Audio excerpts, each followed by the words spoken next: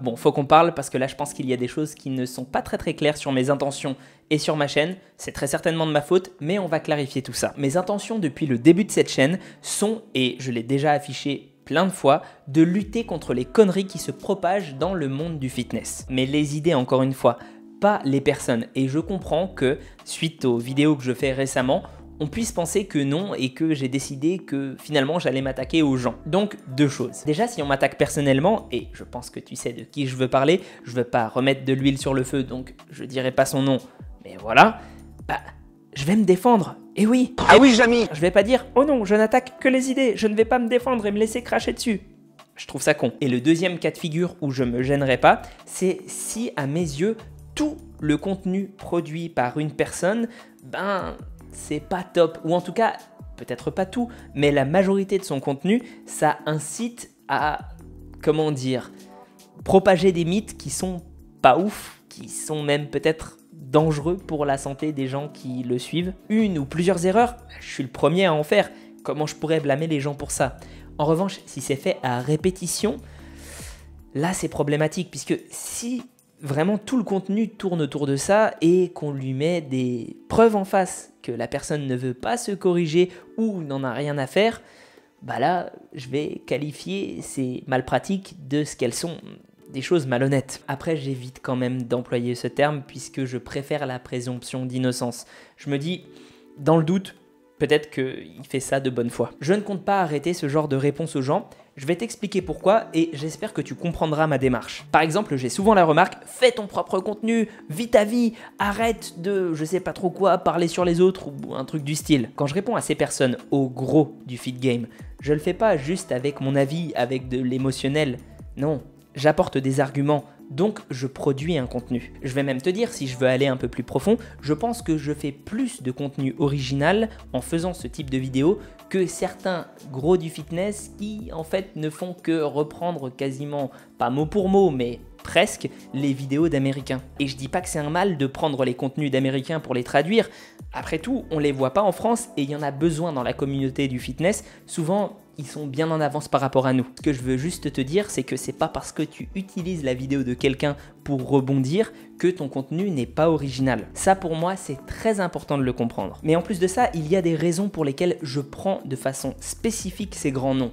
C'est parce que quand ces personnes-là disent quelque chose, quelle qu'elle soit, elle est énormément reprise et retransmise. Or, quand il y a des erreurs parmi ces idées-là, c'est problématique, en tout cas pour moi, parce que comme je te l'ai dit, ma chaîne, c'est essayer de démonter ces mythes-là. Donc la façon que j'ai de m'y prendre, c'est d'essayer de citer ces vidéos ou ces personnes-là pour avoir le public de ces vidéos ou ces personnes-là qui est un contrepoint, qui est une nuance. Je sais pas si c'est la meilleure façon de faire, puisqu'en définitive, j'ai surtout l'impression que je récolte des commentaires du type « Ouais, t'es moralisateur, tu te prends pour un monsieur je sais tout » ou je sais pas quoi du style. Parce que j'ai l'impression, et c'est peut-être juste mon impression, que ces personnes-là, on dirait que je les attaque, elles, à travers de leur youtubeur préféré, comme si elles s'identifiaient et qu'elles devaient le défendre.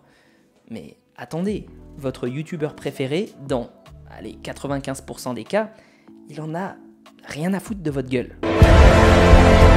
La preuve, est-ce qu'ils répondent beaucoup à vos messages privés ou vos commentaires quand vous leur posez des questions, etc. etc. Bon, peut-être qu'ils sont trop occupés, hein, mais je sais pas, lâcher un cœur ou un vu, c'est possible aussi.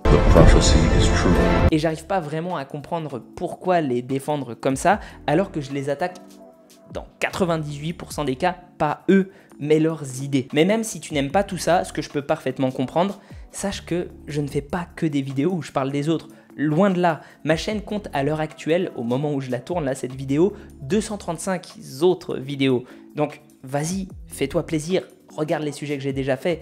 J'en ai traité pas mal, sachant qu'en plus il va y en avoir d'autres et je te promets des vidéos de qualité. D'ailleurs, je compte à plus ou moins moyen terme réduire le rythme de mes vidéos, ceci afin d'en faire des plus balèzes et des plus instructives. Bon, d'abord je dois en déstocker pas mal puisque je suis une espèce de bourreau de travail et j'en ai toujours au moins 8 d'avance, quelque chose comme ça. Quand j'aurai fini ce déstockage, je l'annoncerai sur Insta et je pense qu'on passera à un format hebdomadaire, comparé au bi-hebdomadaire habituel là. Enfin, hebdomadaire, je me comprends, puisque ça veut pas dire que je ferai juste une vidéo par semaine. Ça veut surtout dire qu'il y aura une vidéo par semaine assurée et que je pourrais en sortir une petite par-ci, par-là, parce que je considère que c'est pas un trop gros projet. D'ailleurs, ça veut pas non plus dire que toutes mes vidéos seront ultra costauds.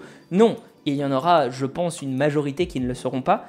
En revanche, ça va me dégager beaucoup de temps pour en faire certaines qui ressemblent presque à des mini-documentaires. C'est ça que j'ai en tête en tout cas. J'aimerais aussi beaucoup mettre en place des collaborations avec des collègues très bons en sciences du sport et faire des sortes de live, de tables rondes, etc., etc. Avec un niveau de connaissance élevé, mais toujours vulgarisé pour le plus grand nombre. Parce que, ouais, moi je suis là pour ça à la base. À l'heure où tu vois la vidéo, j'espère enfin avoir obtenu officiellement mon BPJEPS.